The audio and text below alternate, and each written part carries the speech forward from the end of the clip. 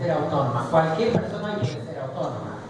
Vos vas, te inscribís, pagás y se acabó el problema, ¿no? Eso de las cooperativas también puede formar cooperativas, no en el sentido que quiere. Y lo que no se aclara es cuál o quién trazaría la delgada línea entre yo soy tu dirigente y yo soy tu proxeneta. No, porque a ver, ¿cómo funcionaría? Porque si acá, y además ya partimos de hecho que ni siquiera tendríamos que llegar a ese debate, si acá la prostitución es libre. Aparte es mentira, porque no. ponele que lo hicieran, en 10 días las mandan a hacer mierda los proxenetas, porque les ponen, o sea, las hacen poronga. O sea... Totalmente. Pero además los departamentos son de un mismo señor, digamos. Y el otro día la misma Orellano, porque si no, me acuerdo que se digo Orellana, decía que unas compañeras pagaban a cada 10.000 pesos un departamento. Mañana cooperativas no son de ellas. Porque si todas fuéramos propietarias, yo mañana saco así un aviso, digo que me prostituyo, quién soy, qué, y qué me podrían hacer en términos legales. ¿No? Yo sola, mientras esté sola. Ahora, esos funcionamientos, y después cosas como que le van a dar casa, digo, es absolutamente falso. Y una cuestión también, que nos tenemos que hacer cargo los dos sectores, la tremenda moral que tenemos las trabajadoras sexuales y las personas en situación de prostitución. También discutamos la moral, ¿no? Porque si vos empezás a escuchar bien su discurso, tiene una moralina. No, digo, a ver, por ejemplo, una cuestión concreta, ¿cómo se enseñaría? Porque si eso significa un trabajo, yo mañana me presento y digo, mire, me quiero profesionalizar, tomar un curso. ¿Quién lo daría? ¿Dónde lo darían? ¿Cómo lo darían? Y después esta cuestión, que a mí me parece que la sociedad no se alarma, por eso lo que planteaba Graciela, no nos ven como víctimas. Porque el Estado sigue, cuando hablamos de proxeneta no pensemos en un nombre, el Estado es proxeneta. Cuando para darte un preservativo te obliga a que vos aceptes que sos una trabajadora sexual, cuando acá es un país abolicionista, ¿no? Entonces, cuando planteé lo del carnet sanitario, es retroceder 200 años en darle el control al Estado del cuerpo de las mujeres.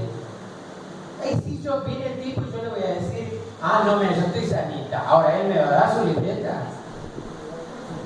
O sea, a ver, ¿no? Esos debates así concretísimos. Yo cuando me enfrento digo, a ver, contéstame cómo lo va a resolver. Que además contraviene la ley de SIDA, que dice que hay que usar preservativo. El tipo me dice, no, está sanita sin preservativo. Ahora, él va a tener el mismo carnet que vamos a tener nosotras. O sea, son cosas muy concretas que cuando las aclaren nos podamos debatir, bueno, a ver. Nunca vamos a estar de acuerdo igual, con carnet, sin carnet no queremos burdel, no queremos tapar de las esquinas, no queremos proxenetas, han pasado por la... No queremos sindicatos.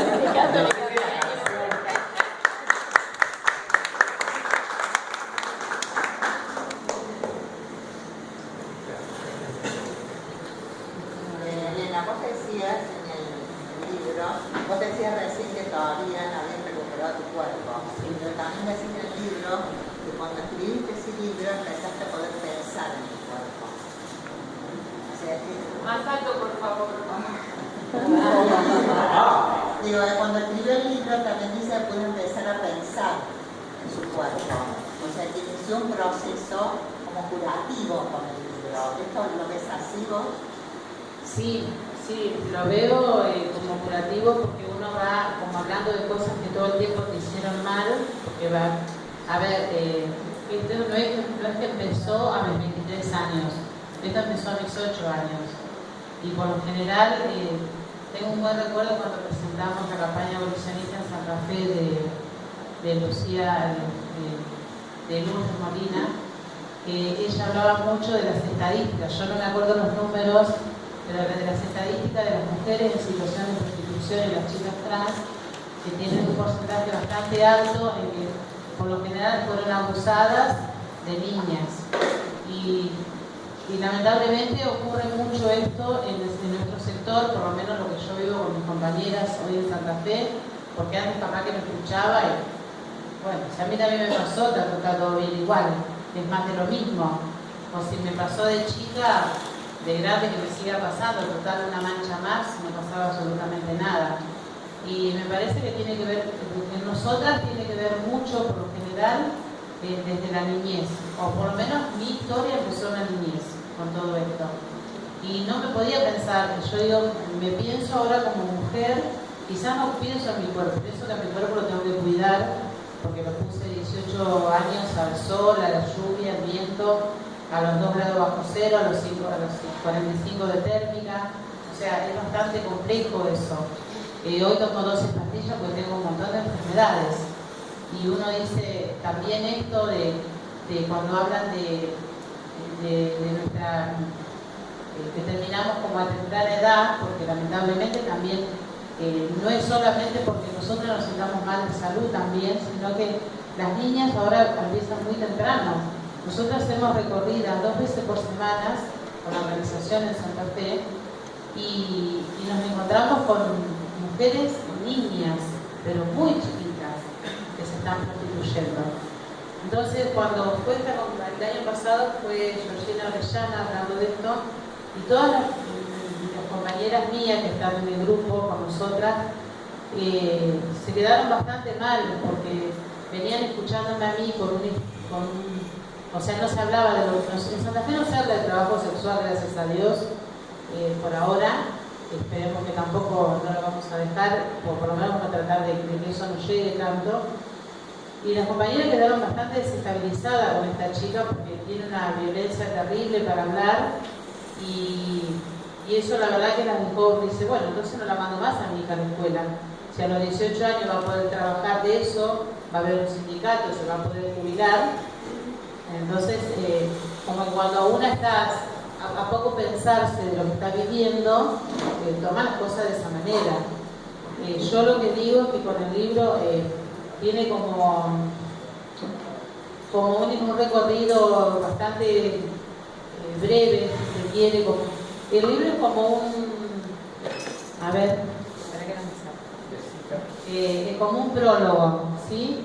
Mi idea es en el segundo libro como detenerme más en algunas cuestiones, porque todo el mundo me dice, me diste un montón de cosas y me falta algo, me falta saber cómo desmantelaste eso, cómo hiciste.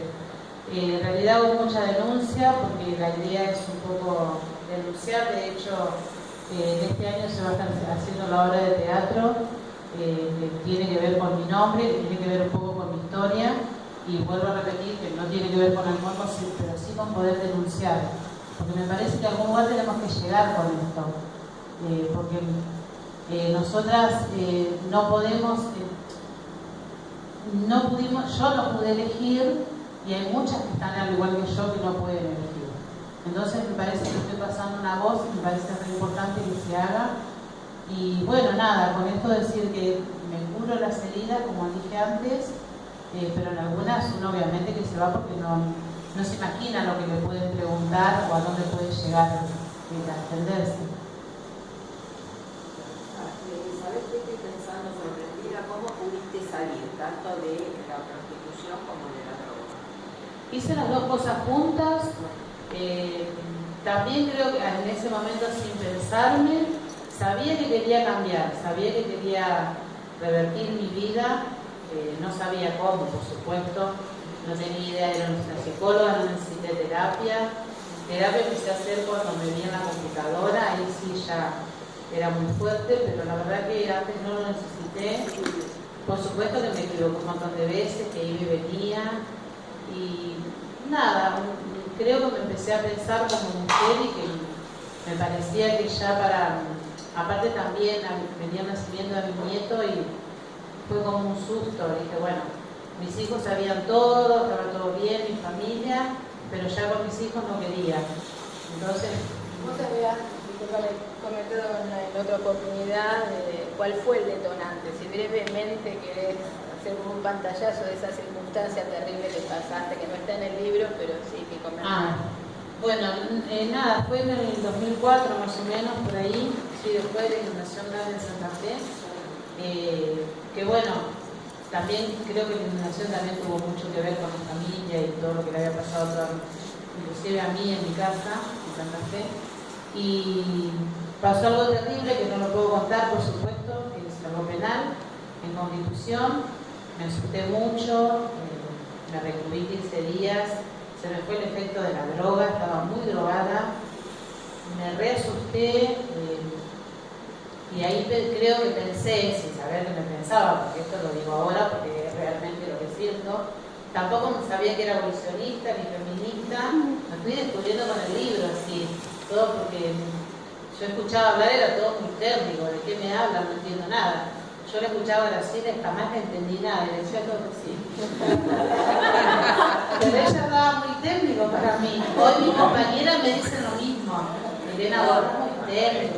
Bueno, uno va creciendo. Pero yo técnica, vengo de Tucumán y sigo aprendiendo. Pero para mí era muy técnico, y realmente era eso. Y bueno, nada, me recluí esos 15 días y dije, bueno, pude haber sido yo. Y ahí me asusté y empecé a hacer como un caminito de hormigas, me fui a Santa Fe, digo, yo no, porque también me escapé de alguien de acá.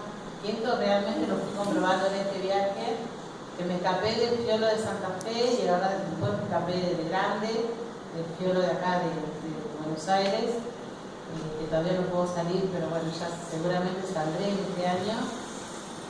Me cuesta bastante, pero bueno, también tiene que ver con que siempre uno tuvo alguien que te protegiera, te amparara, entonces uno no puede andar sola. De hecho, tengo como ataques de pánico para andar sola en Buenos Aires, en otro lugar no me pasa. Y bueno, ahí cuando hice ese caminito de hormiga, en eso, bueno, ya mi hija quedó embarazada, que ya va a cumplir 10 años, mi nieto, que elige por basta rotundo. Estaba pensando un poco en lo de Graciela y lo unía con lo que estaba comentando a Elena. Y es que el Estado falla en los dos extremos, o sea, en la prevención, en prevenir que las mujeres y las travestis sean ingresadas a la prostitución, como en lo posterior, digamos, cuando ya hay personas en prostitución, en la restitución de derechos. O sea, falla en que esas personas tengan derechos cuando de niñas y falla después en restituir el derecho cuando lo han perdido o cuando no lo han tenido nunca. Entonces, pero hay un elemento también que es importante, que es el fortalecimiento personal. O sea, para quienes han estado en prostitución, eso, por eso no es Elena lo estaba desarrollando, por eso lo pensé, es cómo salir, cómo te fortaleces. Y también todo fortaleces a las niñas para que, porque hay y al través, porque la discriminación, la violencia, la descalificación, el considerar los seres inferiores, te va conduciendo por un camino de vulnerabilidad. Aun cuando no sea el problema económico, si encima el problema es económico, y si encima ha sido abusada, la vulnerabilidad se triplica.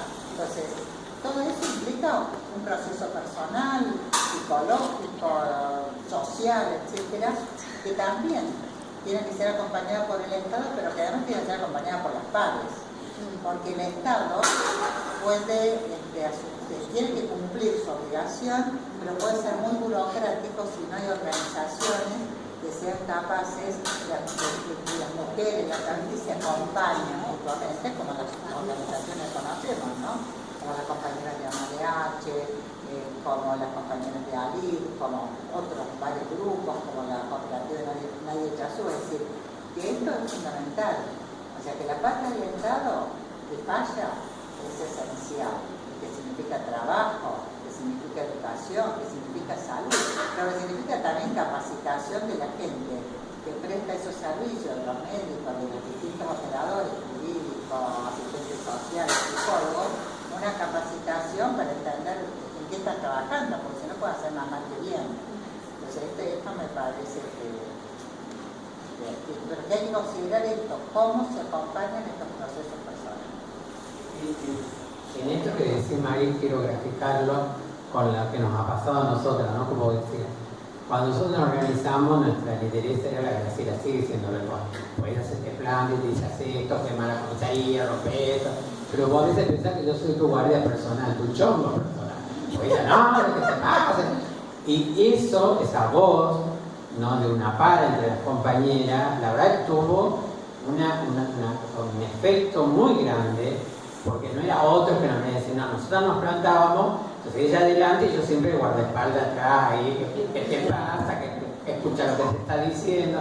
Y eso realmente produjo un efecto en las mujeres, que al menos, muchas no acordaban, pero al menos se callaban y escuchaban el mensaje, ¿no? Y otra es que cuando de todas las que nos organizamos, incluidas las que ahora se dicen trabajadoras sexual, ninguna volvió a la prostitución.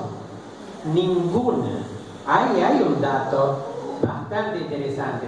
Y en la cooperativa Nadie de Chazú, cuando empezamos, como siempre empezamos dos locas que se nos había ocurrido. Cuando realmente empezó a funcionar, eran 60 compañeras. ¿Sabe cuántas quedan de esas? 2. Las otras 58 o trabajan, se han puesto su propio microemprendimiento, pero o sea, ahí hay una respuesta muy grande. No había una respuesta. Y lo mismo pasó con las compañeras de Amar, que incluso en su momento, como era más duro, vos lo recordás, Graciela, y vos también, iban a ofrecerse al servicio doméstico. Pero cuando entendieron, cuando empezamos a pensar, ¿no? Todas las que nos organizamos, ninguna volvió a la prostitución. Ninguna. Y ese me parece un dato, ¿no? Bastante ilustrativo de esta situación. Por favor, pregunten. Yo escuchando esto, realmente uno siempre pide y aboga por los cambios culturales que son fundamentales, ¿no? Más allá después de las leyes y demás, pero los cambios culturales. Y creo que uno de los ejes fundamentales de los cambios culturales es la relación entre nosotros